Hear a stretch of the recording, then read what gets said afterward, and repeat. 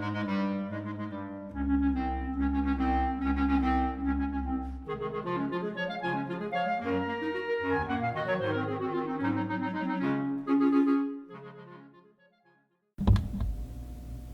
welcome back everybody. I'm making this video in between a couple. I have my Schaefer vac filler that I promised you last time, and it's soaking so I can get it apart and show you what I did. And that can take a few days, so in the meantime I thought I would make good on a promise. And I want to see if we can do a vac filler where I actually show you how to get the old diaphragm, ball and all, out of the plunger cup. So I rummaged around in my drawer and I found this nice green Vacumatic Major. It's kind of dull and dingy, so hopefully, I think it's green. It's that or silver pearl. It's just so dirty I can't tell, but we'll find out when we clean it up. But I picked this guy because there's a couple things wrong with it. Well, one, it doesn't work, but two,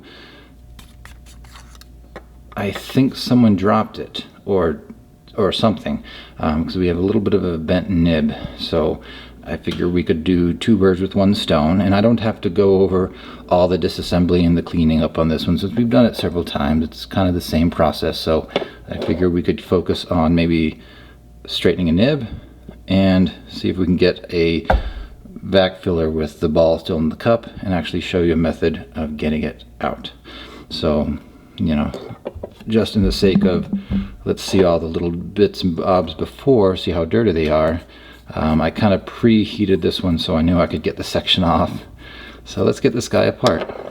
We got the breather tube, and let's see, we have a cap. And so this one, luckily, I even tried it. This one I didn't even have to use heat. Says me, because I thought I could get it off. Oh, maybe not. Oh, dang it. Oh, wait, there it goes. Yeah, so this just has a nice easy peasy screw off jewel. Yeah, no metal, just straight plastic into plastic. So that was easy enough. We'll call that one done. And then we'll flip it over. We'll take off this part, which again, I pre-did it just to make sure I could. So I would be using that extra tool I had, so this would be in there, and I would use my pen tooling tool, which included this little clamping wrench and this little gripper. So just to reiterate, and this will be fairly quick, I would screw that on, apply my heat. And this one I did have to use the wrench. I couldn't just squeeze it and pull it, but then I would unscrew lefty-loosey and come back and get this off. So this is a quick and dirty way of showing you how. So this guy's actually in there. So what I'm going to do is I will try it. I might still have to soak it. I'm going to get my dowel that you've seen several times. I'm going to get it up in there and do a little bit of pressure from the back end while I kind of wiggle, and I might have to use a little bit of lap. And sometimes you have to soak these things. Ooh, got him. Ooh, got some old sack out. Okay. Let's see, does that help? Not yet. I'm gonna use this end, see if I can put a little pressure. See if it'll wiggle out, but looks like this guy's going to be in there. So what I'll ultimately do is it'll be a good time to kind of come back. So I'm going to soak this guy just to kind of get the inside clean, soak everything else like I usually do with my ammonia soap and everything. And of course I'm going to use my knockout block, knock this guy out. And when we come back, everything will be clean, and I'll probably even just go ahead and do the polishing just to get everything done. And we'll focus on, one, getting that guy straight, and two, getting the ball out of the cup and replacing the diaphragm. So I'll save a lot of trouble, and we'll come back with everything pretty much ready to be put back together and finalized. And actually, now that I said that, because I'm going to be going back on what I said before, so actually I don't think I'll get it gotten everything polished, because I do tend to, like I say, replace the diaphragm, get it seated back so that I can put my blank cap on and have as smooth of a seam as I can before I do my polishing, because that'll actually help smooth that seam out a little bit. So I'm going to backtrack a second. I'll just get everything soaked, cleaned up, you know, by brushes. We'll replace that, and then we'll come back and try to adjust the nib and do everything else. So, well, hello everybody. It's been a couple days since my last little filming episode, so I think in the past day all I've really done is had everything, all the parts soaking in my solution. Was able to kind of clean up the cup of this and just get everything ready so that once we do this re-diaphragming, the rest of the pen will be just a matter of polishing and getting it to shine up. So as we see, this is actually the back end. This is the vacumatic part, I guess, the plunger part, and this one's a little more of an oblong cup. I'm used to seeing very rounded cups at the end, this ebonite or plasticky plunger cup. This one actually is fairly cylindrical. I mean, maybe I just haven't seen them, but maybe it's more common than I think. But this one, yeah, a little bit more of a cylinder, so that was surprising to me. And so I'm going to try something that I saw from, I think his name is Brian Marsh, One Pen Man. I was watching videos a few weeks ago, just seeing what people were fixing up and how they were doing them. And he had an interesting way of getting the pellet out of the cup here. Now what I have typically done, and we'll fall back to this and maybe I'll mime it in case this new method works, but I have a Dremel tool, and what I would typically do, and I'll show it just in case, you know, the simpler way works. So I have a few bit heads for the Dremel tool. See if they'll focus in. And smallest, medium, large. So I typically ignore this guy. This guy's way too big. And I'll usually start with the smallest guy. And I would zoom back out. And I would put him into my Dremel. What I would usually do, now he's plugged in, I'm not going to start it, but, oh, there it is, it rolled. Maybe I should zoom back in a little bit. So what I would wind up doing is, I don't see it. Can you even see the ball? Yeah, I think you can. Right in the center. But what I would typically do is I would stick this in there and get it to rest on the pellet, and I would turn my bit on and just kind of like take little pieces away. Sometimes it gets right into the little pellet and I'm able to just kind of pry and pull it out. Sometimes it takes me a little bit of just kind of working it down, getting bits and pieces of it worn off so that it becomes smaller, and then every now and then I will upsize to the medium one, and just for size comparison, like it'll fit the hole, but this is in case I'm having trouble, like it's taking a long time, I don't feel like I'm getting any pieces of it, because the danger here is with a spinning drill bit, you're going to be touching the sides and the walls of this cup, and you're actually going to wear it away so that it won't be able to retain a ball anymore. Now I've seen people, and I've just not found something that's small enough that works, who've been able to have a little metal or cardboard thing that makes a cuff, and they'll line the outside of that and use their drill bits, their Dremel bits through that cuff, and this would just be like, that's as big. So it's difficult for me to have found something that would actually go through a cup. You'd really just be having it small enough so that just this bit of the drill will be able to fit in, because otherwise these things are as big as the hole itself, so I don't see you going through a protective cup. So that's why I kind of started in the hole with the small one and just let it eat away at the pellet slowly.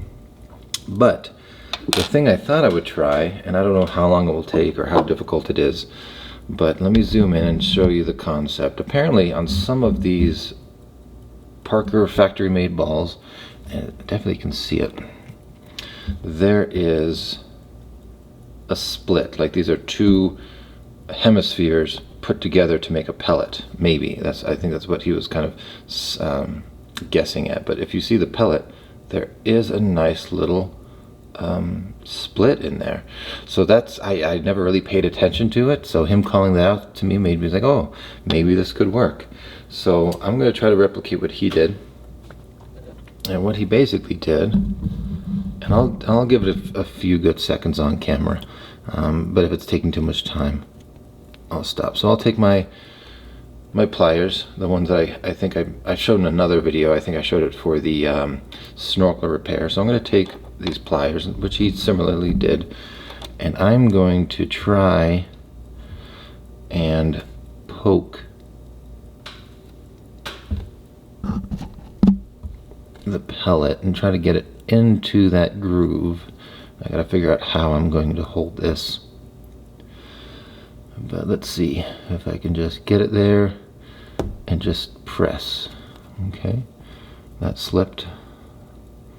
Might have to play around with that, but let's see.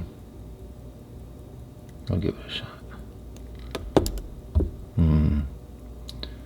Looks like it's gonna slide down this. Maybe it doesn't like the tape on here, actually. Or are they gonna squeeze it then?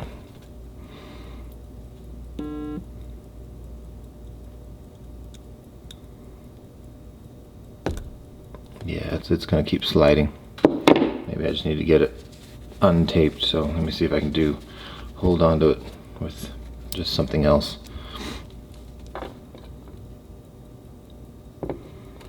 So we're just gonna push in, give it some wiggle.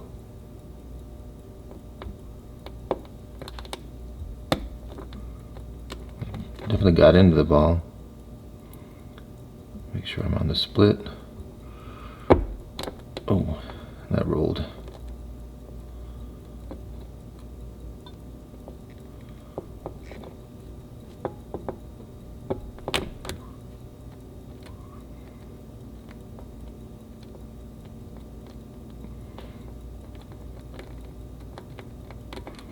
It's very rolly now. Did I do anything to it? No, I think it's still in one piece. Let me try it one more time. Oh, yeah, I think I did it. I think it chipped off and broke out.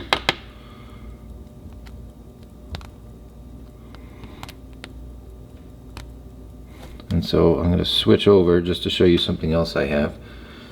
And I bought this again, probably Pen Tooling. Apparently that's my favorite website.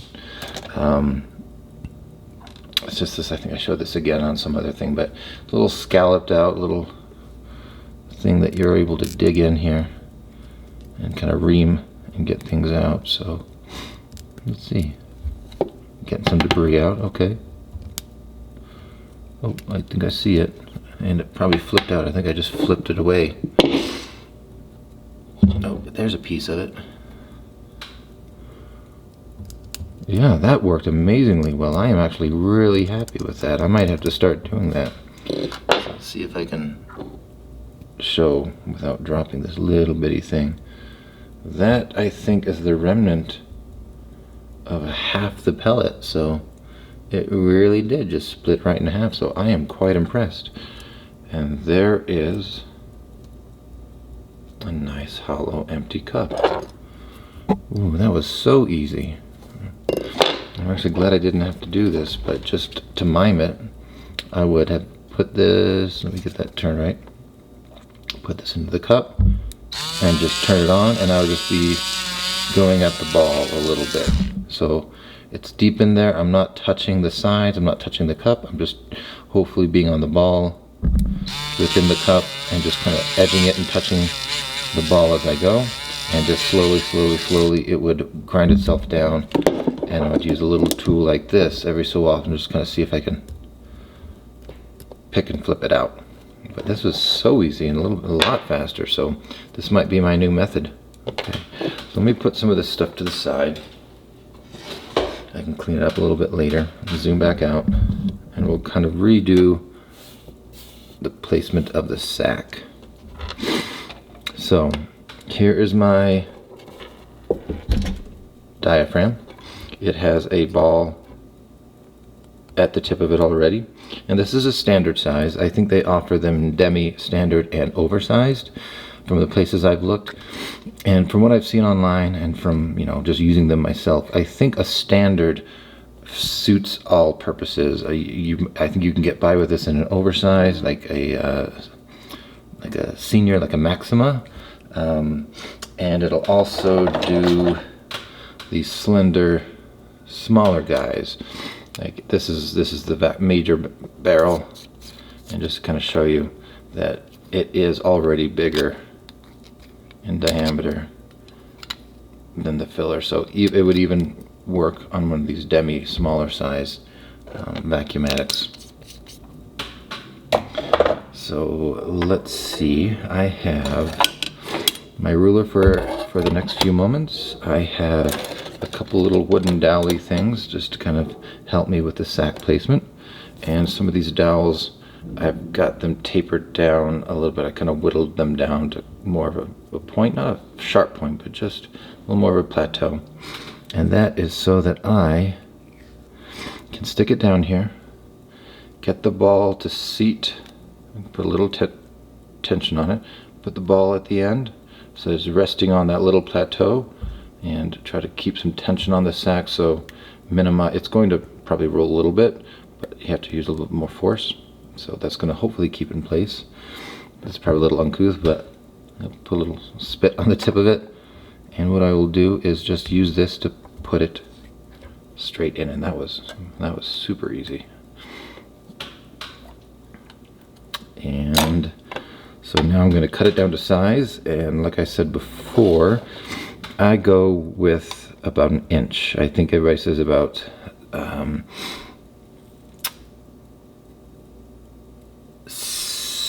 how do I say it? Oh, I forget what I was about to say. But anyway, I will line up where the sack starts to come out of the cup, or the diaphragm. I keep calling it a sack. At the 1 mark is where I'll do it, and I'll cut it at the inch mark. I think everybody has a little bit different, like 1 inch, 7/8, just over an inch. And that's kind of where it was. I think last time I talked about where I measure. Some people measure from the ball, from the very tip of the diaphragm, and I just kind of omit that measurement just because I'd like to have it in the cup. So I'm going to cut it. I'm making a little mess of this one. I didn't have it as flat as I should have.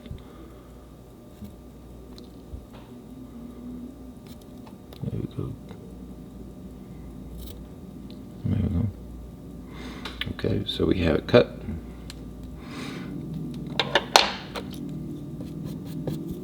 Right at my ruler. Zoom back out for a minute.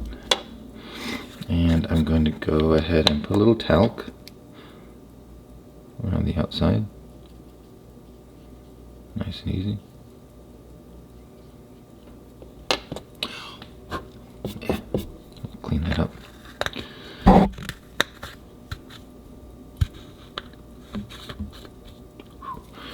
Lost a lot on that one.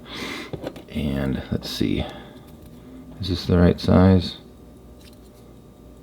I'll put my dowel back in, and I'm going to try to get it to start to fold over on itself. Hopefully the talc would help it slide on itself. And if you remember, this is where it got dicey for me last time. So I got it to fold over. I'm just going to start pushing a little bit at a time, and it's working.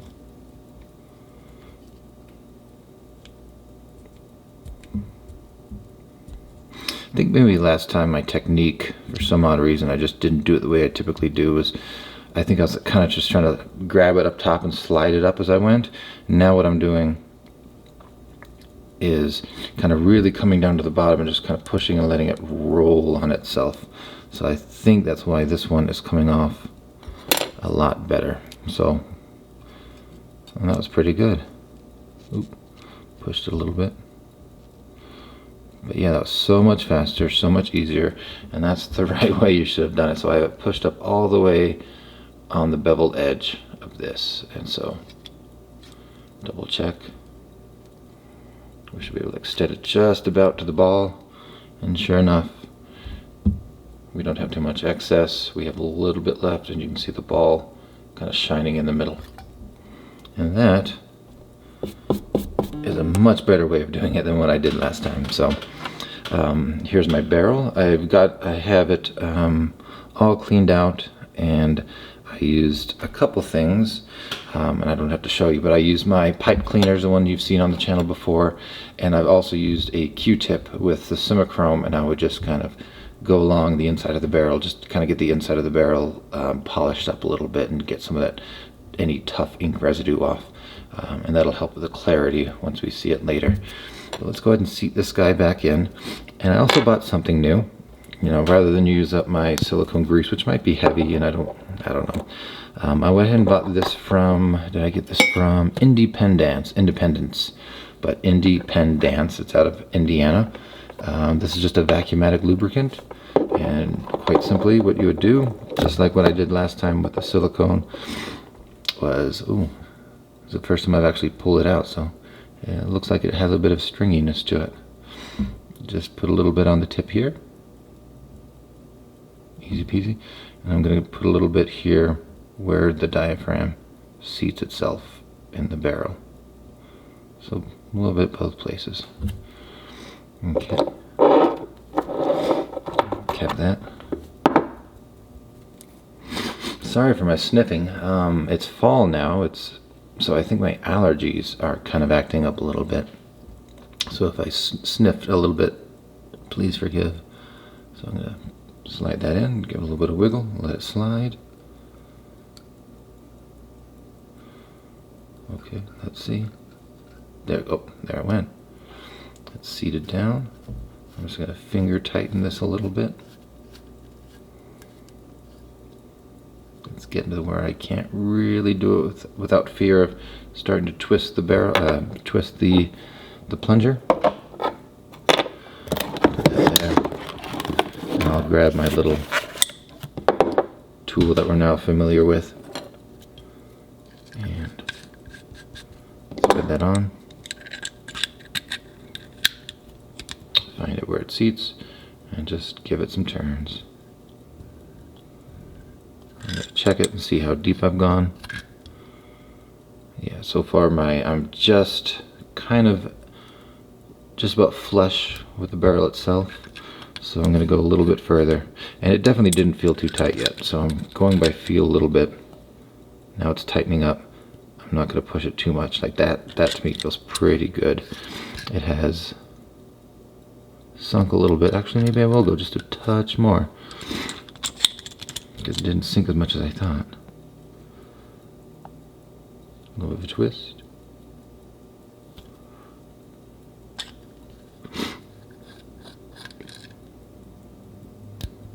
Huh. It feels like it's moving, but it doesn't really play out that way. Let's see.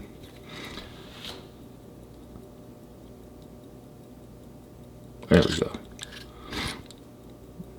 Okay, now it's starting to sink a little bit. It's still not as much as I would think. So let me go ahead and just check and see how everything's going to fit on and align.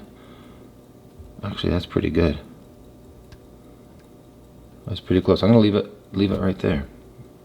I think it's in there. It's solid, and I could put a dot of shellac or something to make sure that stays in, but I think right now I'm happy with it.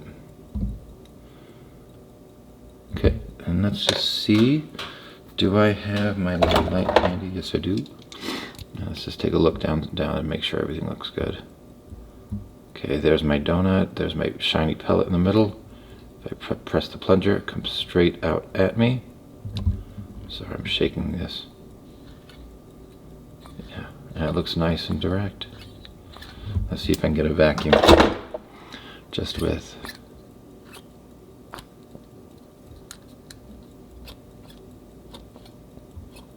Okay, feel on my tongue? Yep, you can get the vacuum on the tongue. So that's it. That is a much easier way to do it. So now you have two methods for the ball to get the ball out, and a much easier or a smoother demonstration of how to size, cut, and place your diaphragm. So hopefully this was helpful. And the rest of this, because it's nothing new, I'm just going to be doing my polishing, protecting my imprint, and just kind of doing my usual polish. And I'll put everything back together. And just for the sake of, you know, finishing up the pen, we'll come back when it's all clean, and we'll do a writing sample and kind of talk about this version of the Vacumatic, the Major. And the only real issue I think with this one is there's a little bit of some plating breakdown on these two bands, and I'll see if it's just can polish off or not. But it looks like there's probably a little bit of tarnish to these. I want to say they're probably silverish bands, but we'll come back and see how it goes. So thanks for sticking around. Happy this one worked out the way that it did, and hopefully this is of use to you. So we'll see you at the tail end, and we'll do a little bit of writing, a little bit of talking. So sorry everybody, I got way ahead of myself. I was so happy with how the diaphragm went that I completely forgot that, oh yeah, this thing has some nib issues. And zooming in, see what we got. I believe it was dropped just because it looks like it was like, boom, like crumpled a little bit. So we've got this little bit of a bent hump. Tines are still mostly, I'm going to say that one looks like it's kind of bent under the other. But let's see what we can do about that. So I can do a few things, and I think I can at least get this looking okay. So I'm going to start and show you a little bit of how I'm going to start to fiddle with it. And I won't do it all on camera, but I'll kind of show you the general idea. So I have this is an acrylic, like a little nib block, and I forget where I got it, honestly. It's a little dirty, I haven't used it in a while. It's got this scooped out portion where you can rest this upside down and take it to the point where it's going to fit and give you the curve, or it's also got this raised up section. It's also similarly tapered, so you can again put this down and get it to a point that's going to support it. So basically what I'm going to start to do is, maybe with a couple little tools I have, and I think I'm going to say pen tooling, but honestly I don't remember where I got these either. I'll try to dig around to see, but these are some little basic smoothing tools. This is a little wheel guy which I like to use, and these are different size little rounded ends so that you can just kind of smooth. And I'll use a little bit of both just to kind of show you how I approach it. Not that I'm an expert at all. This is very me doing a few little things that I've kind of picked up, so there's probably better resources, but I'll kind of show you what I do. So I'll use this, the domed up section, and kind of use that. Let me figure out how to do this over the camera, and just start to just put some pressure on the nib itself, and just try to see if I can smooth the bend. Just kind of give it some, massage it, roll over it, get it pressed, pull it back a little bit.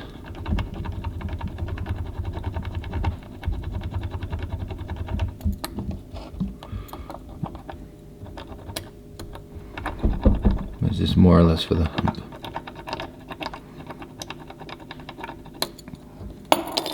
Have I done anything so far? Like, this is usually a slow process. And I might even just kind of use my fingernail at the point of the hump and just see if I can give some pressure to it. Just try to focus it at that hump. And this is basically kind of the stuff I'm going to do for a while. Another thing you can do, this is more like a burnishing technique, but if I were to tape this down, I could just kind of roll one of my metal dowels over it. Just kind of burnish, like almost as if burnishing it, just trying to rock it, roll it, just really focus on that hump. And a little bit over time, it'll start to take that out a little bit, a little bit, a little bit. And then the other thing that I can do is I can flip that around, take this to the concave section, And that's where these tools come in. So they have some of these have like a, I want to say teardrop, I'm not quite sure how to describe it, but like these little teardroppy surfaces on them where, again, if I were to keep this down, I can take this into dented areas and just kind of do that burnishing movement again, putting force over the hump, trying to avoid knocking the tip and the tipping material off, but you can start to do a little bit of shaping and reworking with this.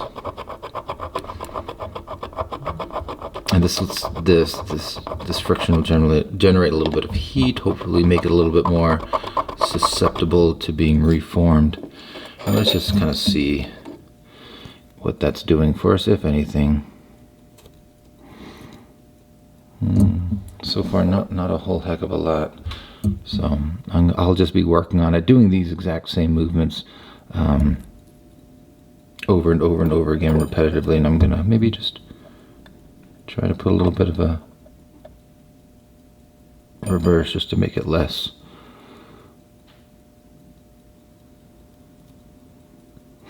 Actually, that may be doing more than anything else right now.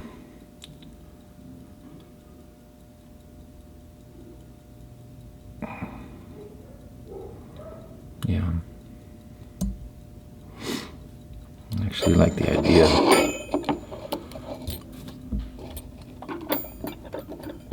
of using like the burnishing method.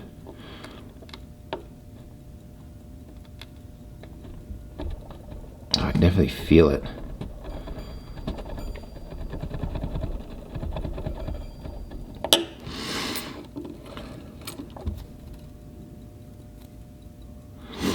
Oh, that's actually working a little bit. Gotten a little bit of that hump out, like it's flattening itself out. So I think I'm going to continue with this. I'm going to work on just kind of making it flatter, like getting the hump out, and then what I'll probably do is I'll flip it back over, go to the concave, and just kind of get it, make sure it's in the nice rounded usual nib shape. That's what I think I'll do. So I will do most of that off camera, just to not make this tedious, but that's the general idea. I'm just kind of using force. I'm not really hammering anything. I'm just using some friction and some rolling along the usual, like the planes of what it would be, just to kind of get to the point where I think it's going to be a decent serviceable nib. So I'll work on that, and then we'll get it all put back together after it's polished, and then we'll talk about the pen. So thank you very much. We'll see you in a bit. Alright, here we are. Everything is finally finished. For me, it's been a few days, I think about a week since I last kind of worked on this pen, so finally making the time to sit down, do a little writing sample, and talk about it. And overall, I think I am quite happy with this. Let me see if I can do a little zoom in, and maybe we can show some of the pen, and then do the talking about it. So let's start here at the bottom. So I think everything polished up really well. The blind cap down here never really had any bite marks or dents in it, so I think starting off at a strong point, and then I was able to get the seam very smooth. Like I'm trying to find it in the glare, and I think I see it right there. But when you feel it, it's pretty good. There's no real step off, maybe just a touch, so you know it's there.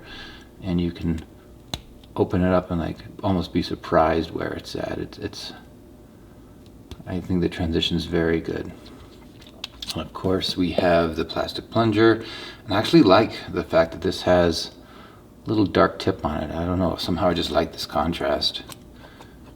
Works nice and smooth.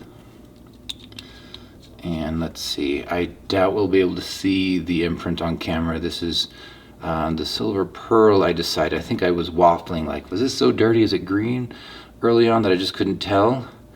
But I think after all said and done, I think it's the silver pearl, though not as much silver in it as I have seen in others. So it really looks like this nice kind of grayish, just dark pen with some highlights. So in a way, I kind of like this.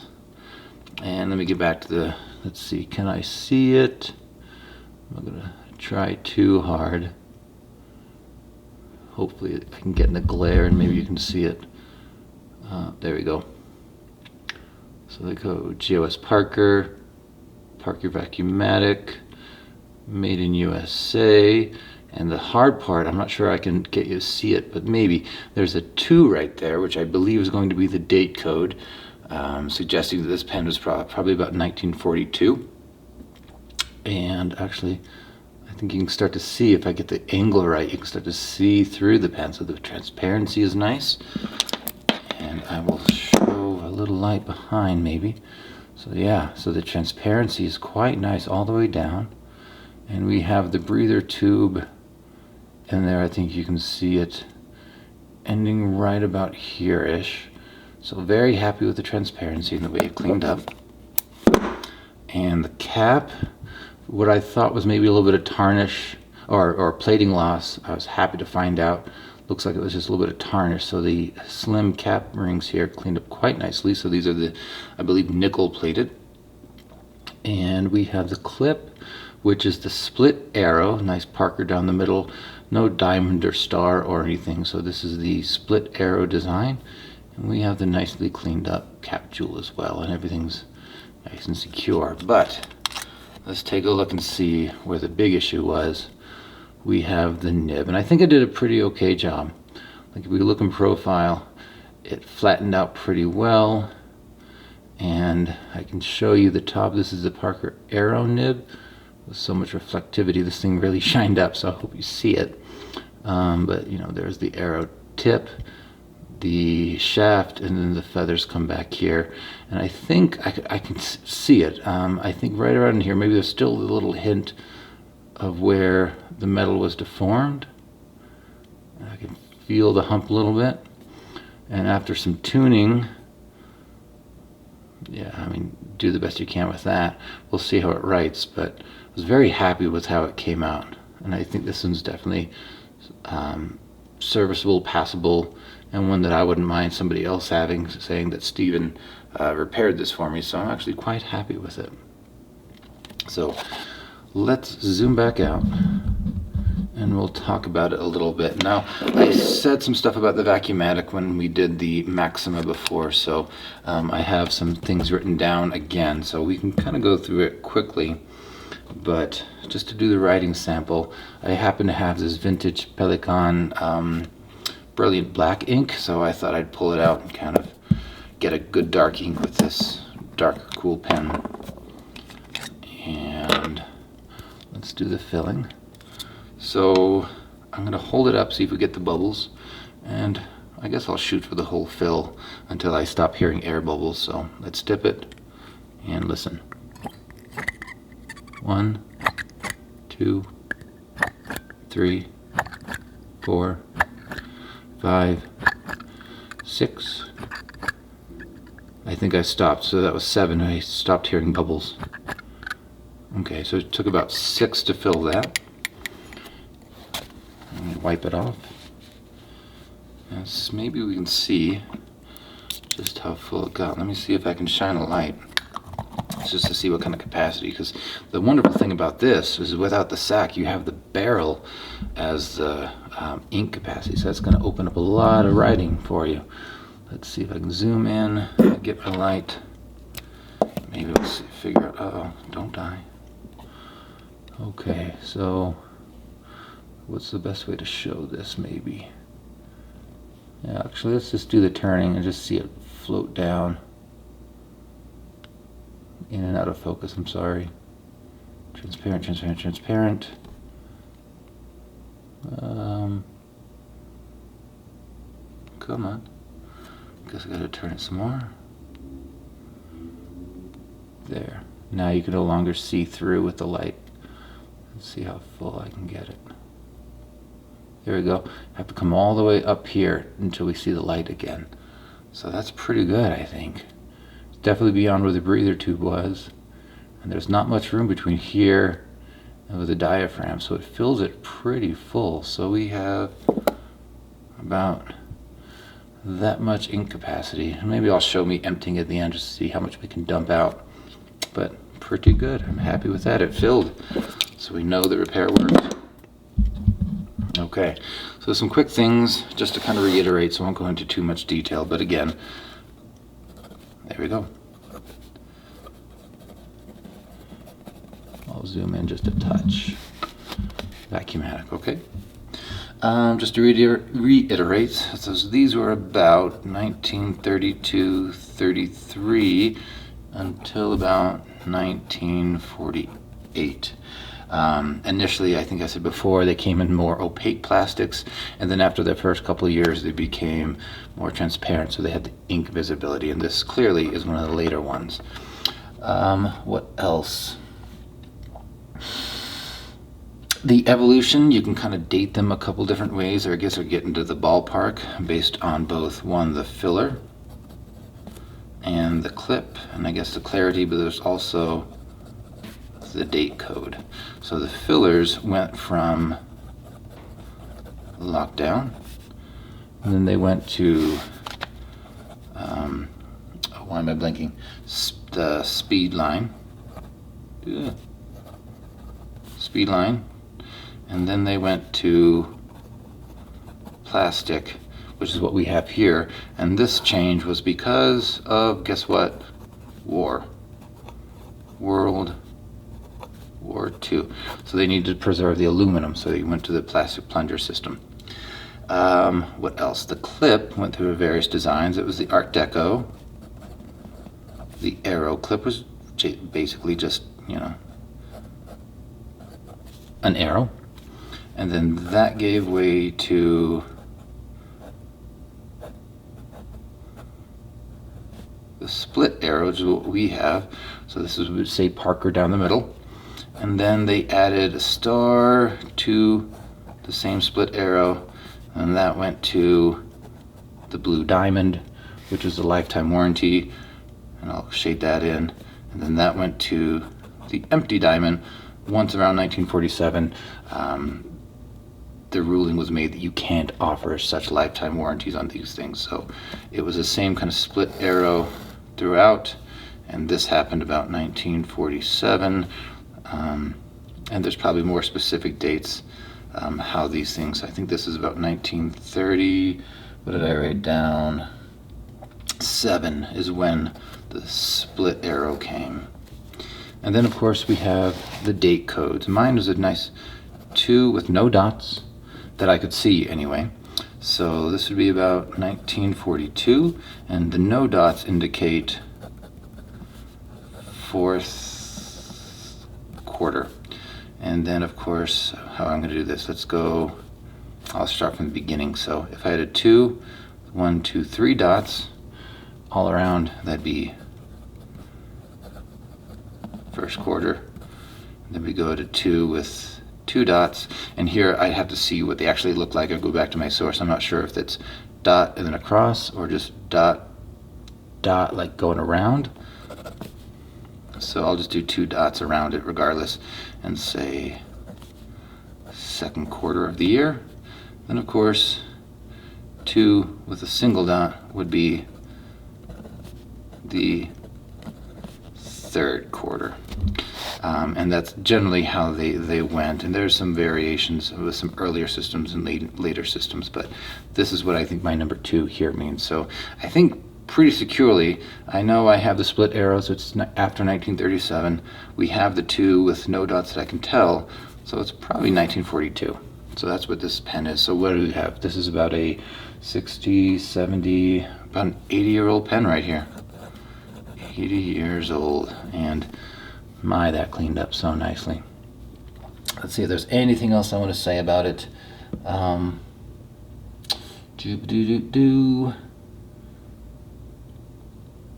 wrote down a couple little extra facts.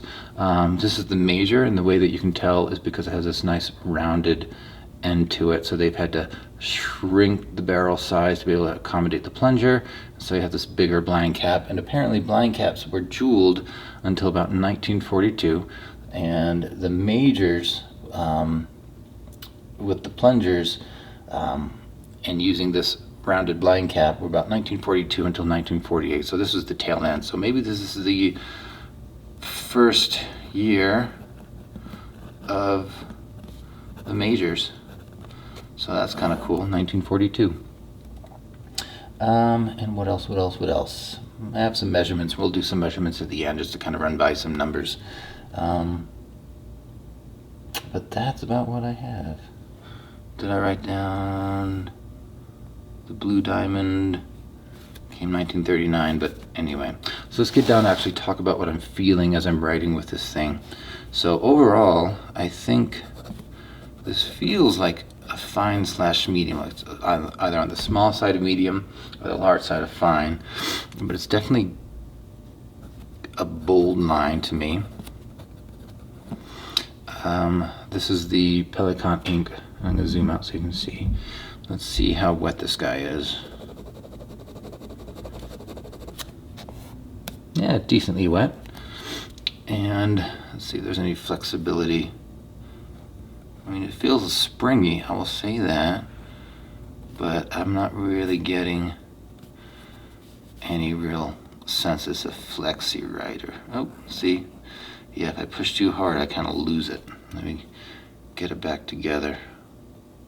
So I'm going to say this is, I wouldn't call it semi-flex. I think it's just a springy gold nib and not really meant to be flexi. Uh-oh. Nope, there we go. Got it back. Yeah, I'm going to make sure it's seated on that. Rock it a little bit, make sure it's nicely seated on the feed to make sure the capillary action is pulling that ink. Okay. Yeah. Okay, so I don't think it's a flexi writer. Springy but not flexi.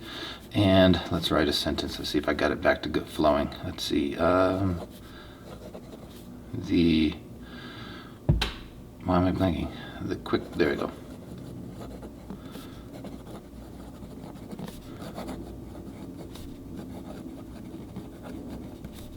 Or the lazy dog. It's pretty smooth. I do feel a little bit of pen on paper. It's not scratchy, but I could do a little bit more smoothing with my micro mesh, and maybe I could get it to feel a little bit smoother. But I'm not unhappy with this, and I think it works well because it's writing all directions. I even do some, a little scratchy, but it's actually laying down a decently fine line as a reverse writer, so that's pretty good. Let's just see if it keeps up with some theoretical quick writing powers. Going this way, do my squiggles. Yeah. Ooh, maybe I need to work on the feed contact with the nib a little bit. Maybe I should work on rolling that and getting in some hot water to see if I can get them to conform a little bit. But maybe. So other than a little issue that I probably need to work on myself, this is a good writer. And these are amazing pens. These Vacumatics are not hard to come by. They can be gotten at a reasonably good price, and especially if you can fix them up and polish them, you can get them at a great deal. I think the nibs are solid. They're everyday writers. You can probably get them in a variety of flexibilities, but I think I've tended to find them to be similar to this. Not really flexy, but springy. You can also get nails and just hard writers, but you have some options. And they come in quite a few different colors. I didn't write down the different varieties, but you know, you can get different colors, different clarities, different trim options. So this is a good pen for collectors and a good pen just to have as a vintage example if you want one in your wheelhouse. I think these would serve you well. So I'm glad I was able to show one of these. Yeah, I'll have to work on the nib a little bit, but happy to have shown you a good way of getting the diaphragm replaced. We saw that I used a needle method this time. Maybe if I do it again, I'll show you the Dremel tool that I use. So I'll maybe do a striped duovac at some point, or maybe with the Parker 51, if I do a vac of that, we can show you the Dremel method. But I'm happy. I'm glad I was able to show you without too much struggle this time. And I think after this video, we'll get back into the cycle of the different filling mechanisms.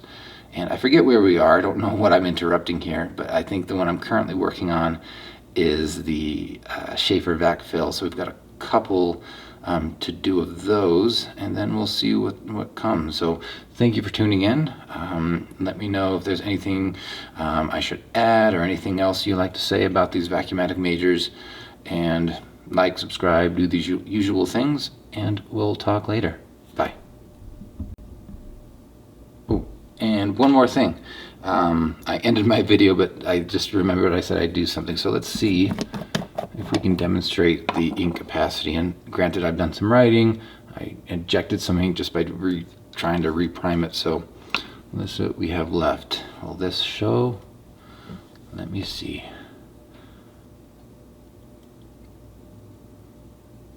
Yeah, that's pretty good. That's one plunge down, second plunge, third plunge, fourth, fifth.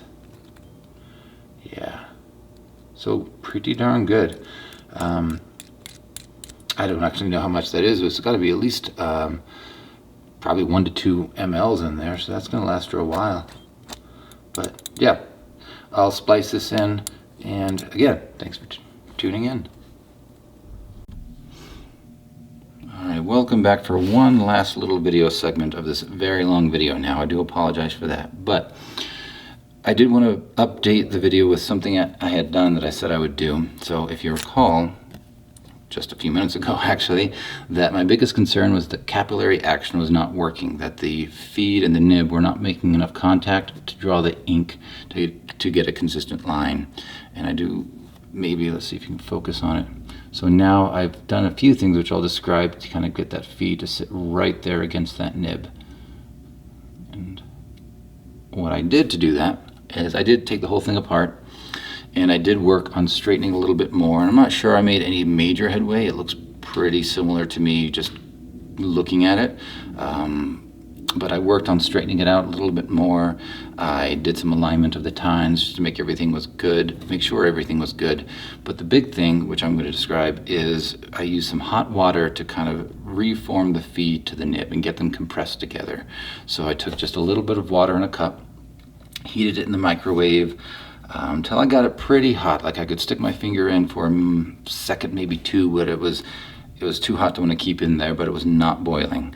So I would submerge the nib and feed up until just about this section, and I would hold it there for about 30 seconds, and I would do this a couple of times. So I would submerge for 30 seconds, get everything warmed up, and then I would come and press and hold the two together for variable amounts of time, probably another 30 seconds or something like that. And all that's really doing is maybe one, kind of getting a little bit of contouring of the nib, maybe less so that, but it also kind of took maybe some of the bend out of the feed, and also let that surface of contact kind of mold itself to the shape of the nib itself. So I did that 2 or 3 times, rechecked the alignment, and came back to fill it up. So I think where I got it, I'm pretty happy with. So I'll do a little demonstration of the sentence just to kind of show the writing.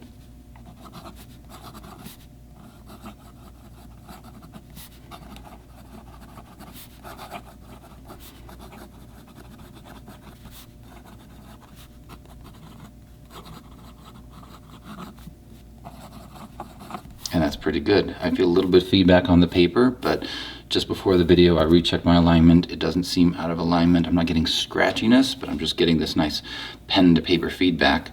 And where I got in trouble last time is when I was checking the flexibility / the springiness of this nib. So let me make a few lines.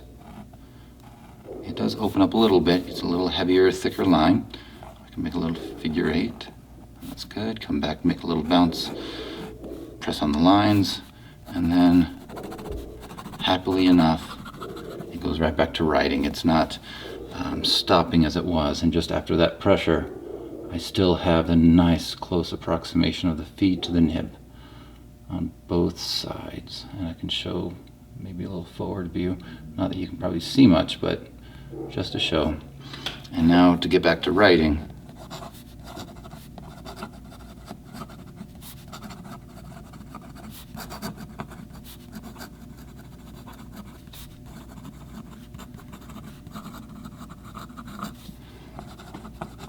just picks right back up. So I'm very happy with what I got to do. And I hope this shows that you can pick up a few little things to nib smith and play around with feeds and nibs, so that if you have an issue where, you know, there's a little bend, if it's not too great, you can do a little bit of straightening yourself and troubleshoot the feed and the ink flow of these things. So I think this is pretty serviceable. Knowing that I did so much to the nibs, it might not be one that I pass on, but if I did, I would let them know about what I did and let them be aware of everything that I did. But either way, I think we definitely made an old sturdy pen reusable again, and to me, that's the win. So thanks for again tuning in to yet another addition to that video. And now we'll jump back into the routine of videos that I was doing. I think we're going to go back to the Schaefer vac fillers. So stay tuned and we'll talk then.